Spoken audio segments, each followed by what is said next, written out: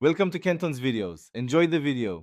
You begin by verifying the network adapter and connection. This prevents wasted time. Install drivers if Device Manager shows an error, then plug Ethernet or place the modem. Once done, open Start, run, type cmd and run ipconfig to confirm an IP and default gateway. This proves basic link layer connectivity.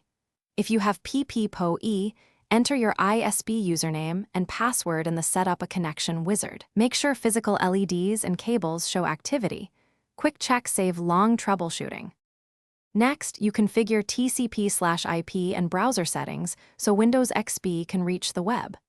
Open Network Connections, right-click the active link, choose Properties, select Internet Protocol, TCP/IP, then pick Obtain an IP address automatically unless your ISP gave static values. Enter DNS addresses if required. In Internet Options, check Connections and LAN settings for proxies, then temporarily disable the XP firewall if blocked.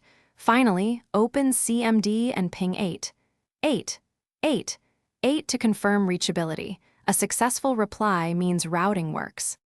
Finally, you validate and, if needed, troubleshoot. Launch Internet Explorer or another browser and load a simple site. This verifies HTTP works. If pages fail, run ipconfig/renew and ipconfig/flushtons in CMD, then restart the router and PC to clear transient states. Make sure modem and router sync lights are steady. Swap cables to rule out physical faults. If problems persist, note error messages and call your ISP. Provide modem logs and test results to speed resolution. Thanks for watching. Consider subscribing if we helped you.